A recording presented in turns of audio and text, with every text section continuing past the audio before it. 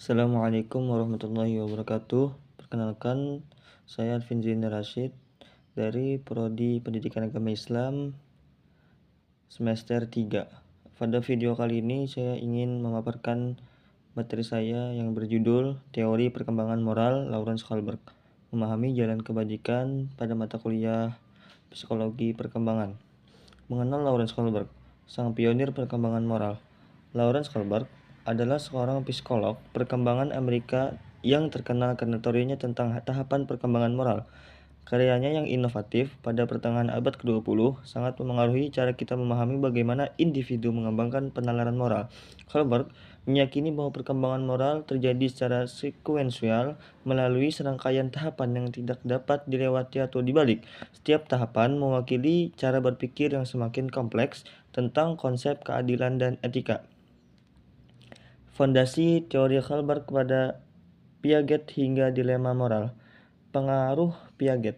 Kohlberg mengembangkan teorinya berdasarkan karya Jean Piaget tentang perkembangan kognitif, mengadaptasi idenya ke domain moral.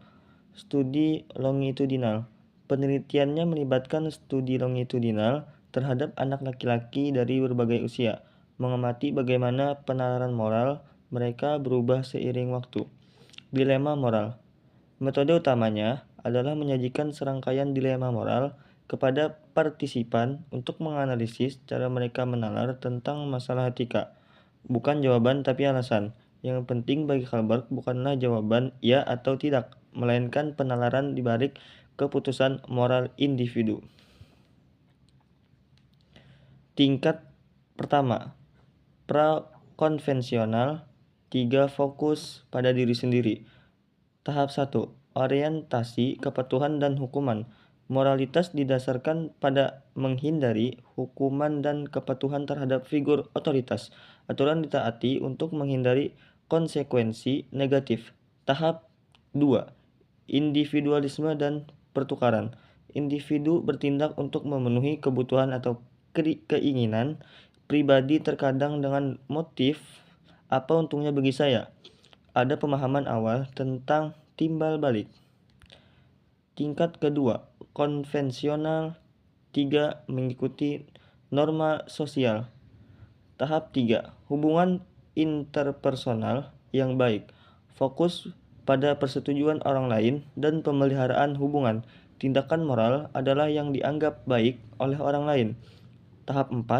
Menjaga ketertiban sosial.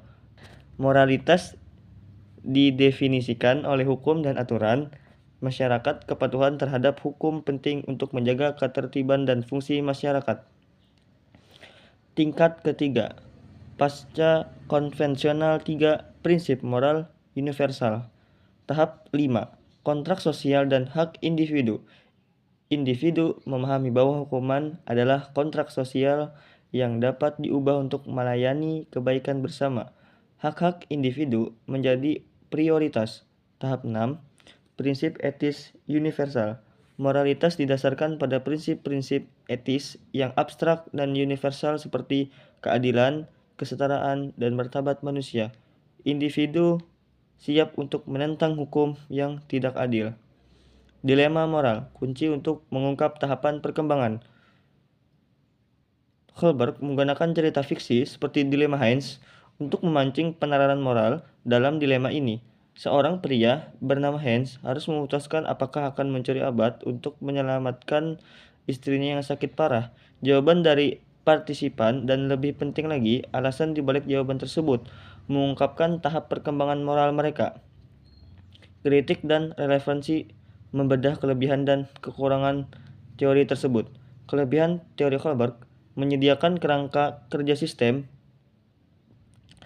sistematis untuk memahami perkembangan moral, menekankan pentingnya penalaran, bukan hanya perilaku moral, memberi wawasan tentang bagaimana individu membuat keputusan etis. Kekurangan dari teori Kohlberg: bias gender. Kritik dari Carol Gilligan bahwa teori ini bias terhadap moralitas pria.